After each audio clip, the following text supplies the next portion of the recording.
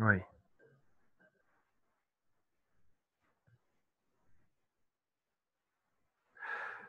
Alors, bonjour. La migration ascendante de la lithiase au cours d'un illus biliaire, on appelle ça le syndrome de Bouvray. OK? Alors, ici, donc c'est une bride qui est grélocolique. À l'intérieur s'incruste une anse iléale. Si elle est volvulée, donc ça va donner un mécanisme par strangulation. Si donc une bride, elle peut aussi juste comprimer cette anse intestinale. Donc là, c'est un volvulus du cæcum. Là, c'est un volvulus du côlon pelvien. Et là, c'est une bride qui est mésentéricocolique suite à une appendicectomie parce que l'appendice n'est plus là. Et cette bride va entraîner donc un orifice entre le mésentère et la bride dans laquelle cette anse peut s'incruster ici et donner un volvulus du grêle ou une occlusion sur bride. Voilà. Donc, à peu près.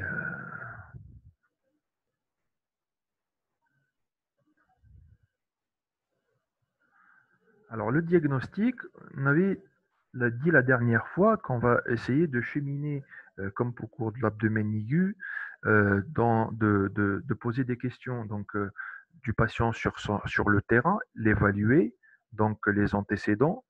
On va essayer aussi de voir si le patient, par exemple, est opéré. Donc, l'argument de fréquence, c'est soit une récidive de la pathologie initiale ou bien une bride. Donc, A, donc on va faire une anamnèse en posant des questions au patient donc, sur son état général, l'évaluer et sur le carré de Mandor s'il existe et aussi chercher des signes associés. Cliniquement, donc faire un bon examen clinique sans oublier le toucher rectal, etc.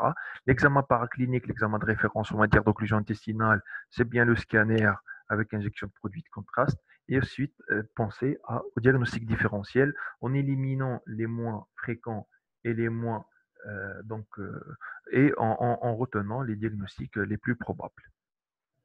Donc, l'examen clinique permet souvent de suspecter l'étiologie et d'estimer le degré d'urgence. En commençant par l'interrogatoire, on avait dit poser des questions sur le terrain. Donc, est-ce que le patient prend une antibiothérapie? Est-ce que le patient a été déjà opéré? Donc, ça, c'est un antécédent. Mais le terrain, est-ce que c'est un patient qui a une maladie de Crohn? Est-ce qu'il a une maladie cœliaque? Est-ce que c'est un malade avec une rectocolite ulcéro-hémorragique? Est-ce que c'est un patient qui a un syndrome de Koenig? Donc, est-ce qu'il a l'habitude de faire des occlusions pareilles? Est-ce que c'est un patient qui a été opéré pour une pathologie néoplasique ou qui est suivi pour une pathologie néoplasique, etc. Ça, c'est le terrain et les antécédents. C'est la première chose à penser. Après, il faut aussi donc la fréquence. Si le patient est opéré, donc on va penser à une bride et sans oublier aussi évaluer l'état général du patient pour déjà soit entamer une réanimation rapide du patient ou bien au contraire démarrer l'intervention chirurgicale le plus urgent possible. Celui qui n'a pas compris, vous aurez l'occasion de poser votre question à la fin. Alors, les antécédents médicaux, chirurgicaux, les signes fonctionnels, donc on a la curée de Mandor, l'arrêt des matières et des gaz, d'autant plus précoce que l'occlusion est basse. Plus l'occlusion est haute, plus l'arrêt des matières et des gaz est plus tardif. Donc un épisode de diarrhée n'élimine pas le diagnostic. Pourquoi? Parce qu'on peut avoir une occlusion qui est haute, par exemple au niveau jejunal. Donc on a un ilion et un côlon qui est plein de matière fécale. Le patient peut avoir une diarrhée avec élimination des matières fécales sans pour autant signifier sans pour autant signifier c'est-à-dire la levée de l'obstacle.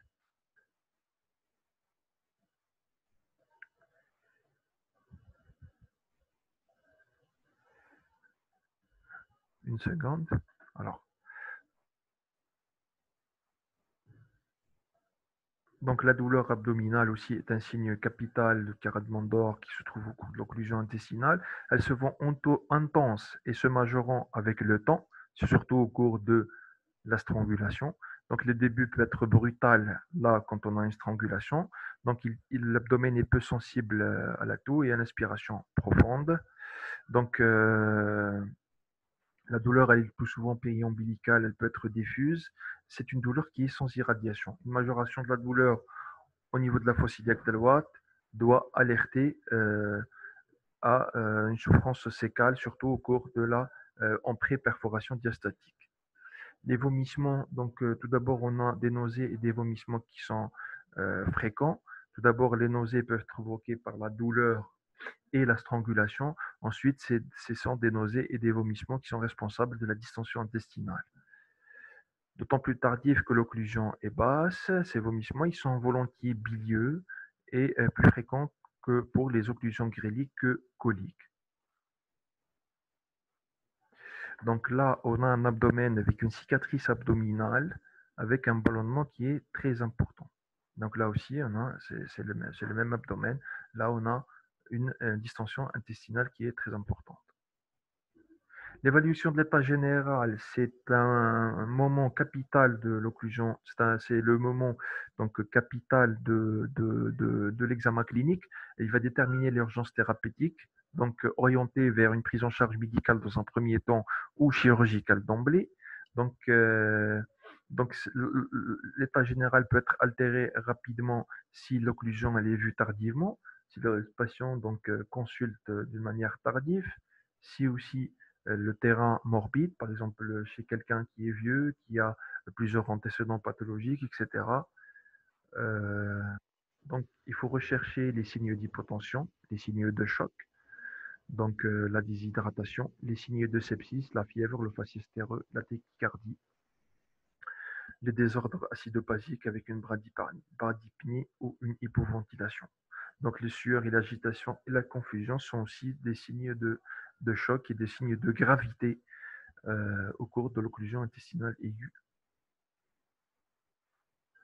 Donc, la gravité de l'occlusion tient autant que l'état général qu'à l'occlusion elle-même.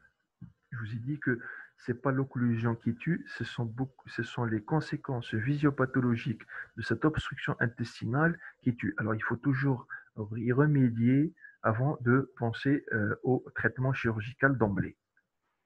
Donc, l'examen physique sera complet et centré sur l'abdomen. Tout d'abord, on inspecte l'abdomen à la recherche de cicatrices abdominales pour chercher l'étiologie d'une bride intestinale. Le météorisme abdominal donc, est représenté chez 75% des patients. Donc, plus l'obstacle est distal, plus le météorisme important. Vous comprenez qu'une une occlusion au niveau d'une anse jéjunale proximale ne va pas entraîner un météorisme important. La palpation, c'est la recherche d'orifices herniaires ou une éventration étranglée. Donc, rechercher une douleur élective, donc au niveau de la fosse iliaque droite, ou une défense qui va donc signifier la souffrance digestive sous-jacente. La percussion, donc on va retrouver un tympanisme important. Une matité en hypogastre, donc il faut éliminer un globe urinaire. Donc l'auscultation, les bruits hydroïques qui sont présents tout d'abord en phase précoce de l'occlusion intestinale. Donc plus il y a une souffrance intestinale, plus il y a une plégie donc, de cette anse et ces bruits hydroaériques ont tendance donc à disparaître. Les touchés pelviens, donc il est important que face à un patient qui a une occlusion intestinale, faire un toucher rectal et faire un toucher vaginal est important. D'abord, pour chercher si cette ampoule rectale est vide, s'il y a des matières fécales, s'il y a une tumeur au niveau du rectum qui serait palpable, s'il y a du sang qui va signifier la gravité et le mécanisme de strangulation, par exemple, associé. Donc voilà, la synthèse de l'examen clinique oriente vers le mécanisme, la localisation et la gravité. Mais il faut le confirmer avec des examens complémentaires. D'accord.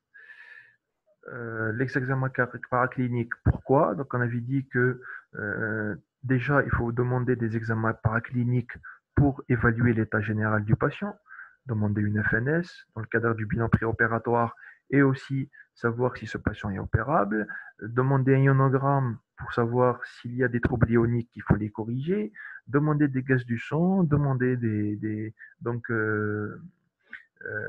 Donc ça, c'est pour évaluer l'état général du patient, évaluer le retentissement de cette pathologie sur son état général, demander des examens complémentaires pour confirmer le diagnostic et chercher un examen étiologique par un scanner, par un ASP.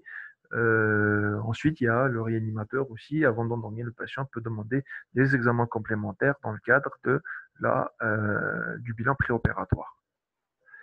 Donc, biologie systématique, donc évalue les complications et prépare le bilan préopératoire. L'FNS, une hyperleucocytose, est un signe de gravité. Il est associé toujours, donc en phase précoce, à un mécanisme de strangulation. Donc, si on trouve une anémie, donc on peut avoir un cancer qui saigne. Le ionogramme, c'est pour le retentissement du troisième secteur, pour évaluer la déshydratation et pour bien orienter la réanimation et la réhydratation. L'imagerie, elle permet d'identifier le siège. La TDM abdominale, c'est l'examen de référence en matière d'occlusion intestinale. Donc, elle permet le diagnostic positif, étiologique, différentiel, de gravité. Donc, vous, avant d'opérer le patient, vous avez déjà une idée sur les principes thérapeutiques que vous allez faire chez ce patient. Ça, c'est les quelques indications, mais actuellement, c'est-à-dire toute occlusion intestinale, c'est l'indication d'un scanner abdominal.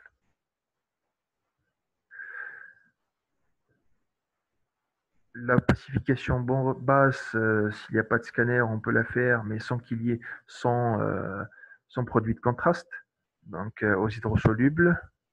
La pacification haute est contre-indiquée.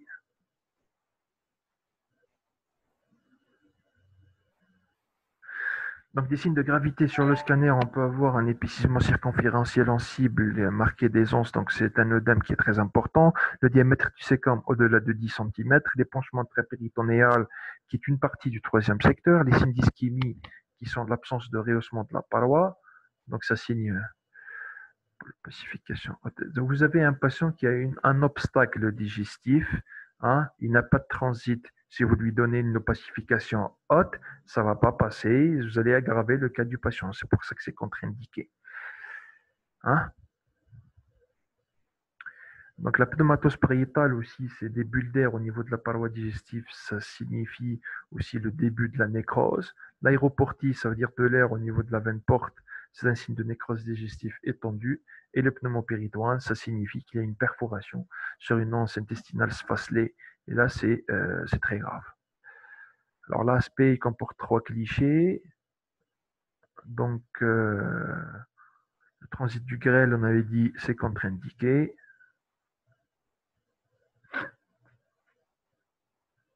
Il faut retenir que l'occlusion intestinale, il faut faire un scanner. Ensuite, s'il n'y a pas de scanner, on fait un aspect à la recherche du niveau hydroaérique. Endoscopie contre-indiquée. Donc là, on aura presque, donc dans une minute, donc la conférence va s'arrêter. On va essayer de se rejoindre, on va essayer de se réunir juste après. Donc, je relancerai une autre vidéoconférence. Donc là, c'est des niveaux coliques qui sont plus hauts que larges. Ça, donc c'est une occlusion donc grélique importante en position couchée. Là, c'est des niveaux qui sont coliques aussi. Là, c'est le niveau qui est très évident. Il y a des niveaux gréliques qui sont plus larges que hauts. Là, c'est des niveaux gréliques aussi qui sont plus larges que hauts. Des niveaux coliques, des niveaux coliques, des niveaux gréliques. Niveau grélique important, niveau colique avec des signes en arceau. Ça, c'est le scanner donc montrant un épaississement de l'anse intestinale avec des niveaux hydroaériques.